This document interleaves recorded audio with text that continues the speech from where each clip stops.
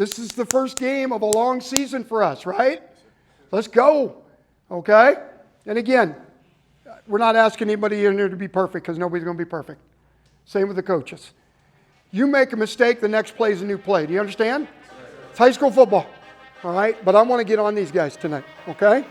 Let them see what's up with this little school on the west side.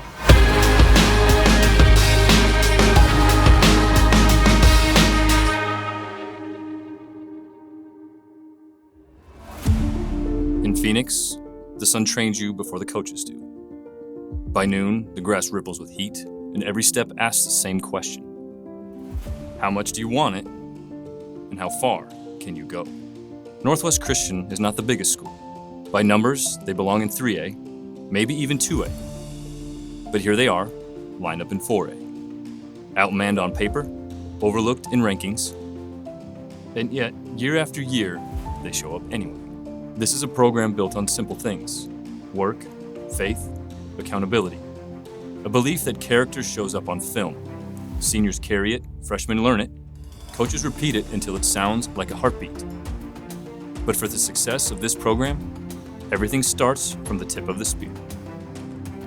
So when it comes to depth, we don't have a ton of depth, so everybody's cross-trained to play 2 or 3 positions except for Lockie, our quarterback, which he could play defense, but we don't want him to. So guys are trained for 2 positions on defense and 2 positions on offense. And we go with whatever the next guy up is at our positions throughout the season. So it's going to be outwit, outlast. How do you design an offense that goes the distance? So that's the fun part. We are not the biggest team. And basically, we'll design our offense each year based off of what our personnel is, size-wise, skill-wise, who can do what. We knew we had a really good quarterback coming back and an all-conference running back, so we knew the biggest thing with us is we want to get those guys into space. So the way we decided to step in and make space this year is we actually widened the offensive line splits, which sounds like something that doesn't make a lot of difference, but it defines space for our quarterback and our running back.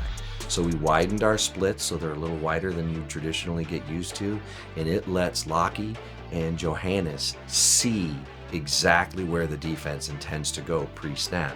The advantage there is now, once our guys start moving, their lanes that they get to run through are hopefully wider, and there's fewer guys in the way for them to see, and they're able to navigate the field right away. So with widening our splits, it allows me to just see the whole defense even more clearly than I was before.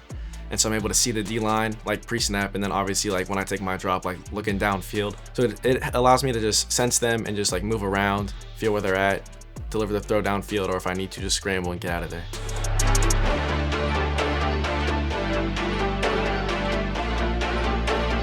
O-line is particularly difficult when you're talking about afternoon practices, after school, and it's 108 degrees outside. They're the water buffaloes. Their job is to just dig in, get stinky, smelly, and push weight. That's something I've always tried to stress with the O-line is their job is not to be in the way, their job is to pave the way. So they're constantly going one-on-one with one another, pushing heavy sleds, pushing bags, making sure that when it comes to game time, that's easier than what I put them through at practice. So they're constantly pushing, lifting, turning much larger weight than some of our guys are, because those are the types of teams that we're playing with. Finish your blocks, get in, lock, get them close, and drive with your legs. Everything that we've worked on is in the fold. So if you have questions while we're out there, you don't turn around and ask me. You ask Charlie, you ask Q, you ask Faust, you ask Tarzan, whoever's playing center, that's what it runs through. Talk extra, and we'll evaluate the film tomorrow. You got it? All right, give me a break and then get back to your warm-ups. We had our first scrimmage of the year. It's a requirement by AIA. Scrimmages are great, they're friendly. We were able to go down to Greenway High School, which is less than half a mile away. Very friendly situation. It's not even set up in a traditional game sense. It's set up where we're running just 8, 10, 15 plays, all on offense. We don't move the whole length of the field. Great situation. Greenwood was playing us well. We were playing very well. And that is when Northwest had its first catastrophic tragedy happen for the season. In 30 plus years of coaching, the most catastrophic injury I have ever heard of on a football field. We get into probably the second set of 15 on the scrimmage, and just a basic play outside. He slides down the line, guy cuts back, he gets folded up. A player went down, we weren't exactly sure who it was. So then I'm scanning the rest of the field looking for my boys, and I see Connor, but I'm not seeing Caleb, so I immediately figured out it was probably Caleb. I was playing O-line, which is not my favorite, but you gotta do what you gotta do. And I could not snap the ball to save my life. And then we went off the defense, switched sides, and then they hiked the ball. And I was running towards the running back, and then some kid comes out of nowhere, pushes me, and then as I plant, one of our teammates is thrown into my knee, and my knee just goes the other way. It really didn't seem like anything big had happened. There was no loud bang, there was no pop, there was no yelling by a player or grabbing of a leg. I didn't think much of it because, it hurt, but it wasn't awful, and I just hopped off to the sideline and sat down. He's not showing any type of pain. There's no motion. He's like, I'll be all right, I'll be all right. My knee kind of just caved in and fell down. And then when Amy picked it up, when she put it back in place, something just popped, which is, she thinks it was a femur because that knob part broke out. So she thinks the femur just went back into place. So the school gave him crutches that night, which we used to get him inside. And, at this point, his knee had swollen significantly.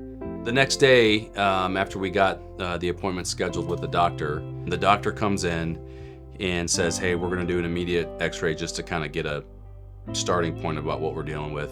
So long story short, he tells me that his femur's broken, his tibia has a fracture in it, his calf muscle is torn, his ACL is completely torn, his MCL and MPFL are partially torn, if not completely torn, and then his meniscus is completely shredded. They're going to take the top part of his tendon above his knee from the thigh to make the ACL. And when they go in there to do that, they're going to do the MCL as well. And then he said there's 3 ligaments he can't see with a camera. So when he goes in for that procedure and takes out the screws out of his bones, they're going to go in and look at those other 3 ligaments that have busted to see if we're going to need a 3rd or 4th surgery. So that is where we're at now. He's going to try to do as much as he can when he's in there for that procedure, because he's going to do 5 different cuts and to see what's actually going on in the knee. And then they're going to be watching his growth plate, because his growth plate hadn't closed, so he's still growing. He's still got some growth. And they said if it stays within that 2 centimeter range, he'll be okay.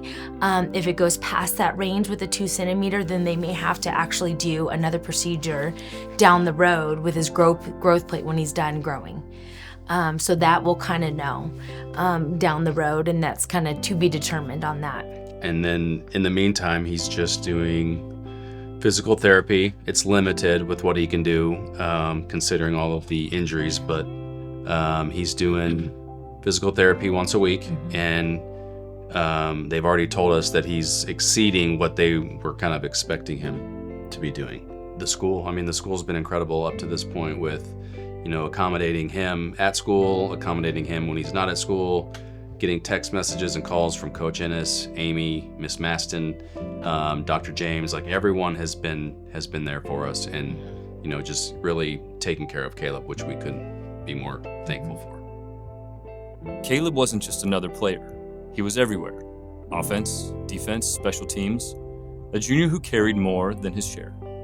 Losing him left a hole the roster couldn't cover. But the bigger loss was his presence off the field. Not only will he not play the rest of this year, but he might not play again. And that really shook all of us, because Yes, that stinks, but that's our brother. We just lost a brother, and he's not going to play for this season or the next, possibly. He was a big part of the team prepping every week. He was giving it 100%, making good tackles. That injury really shook us, and that it can all be taken away so quick. The type of kid that he is, that night, he reaches out to his teachers and says, hey, I'm not going to be there tomorrow, so I'll just need the homework. Hurt my leg in a football scrimmage, and also reached out to another student about some math work that needed to be done before the next day. So needless to say, it's just crazy that he's mature enough to be thinking ahead like that. He's just as a part of anything with our team, whether he's playing or he's not. So just an amazing family. His younger brother is stepping into his role, playing a lot more for us as a sophomore. And again, we're just blessed that he's at Northwest, and we're blessed that he's a part of our program. Captains for tonight, for your Northwest Christian Crusaders, 0, Nathan Johannes. Number 3, Lockie Walworth. Number 55, Charlie DeMoplin. Number 65, Dylan Preston. And tonight's honorary captain in our prayers, number 56, Caleb Faust. The Crusaders will be receiving... Injuries are a part of football. They stop a player, but they don't stop the team. For Northwest Christian, the grind doesn't wait. And with Game 1 against Independence High School, they have no choice but to line up, dig in, and keep moving forward. This is their one chance to set the tone for the months ahead.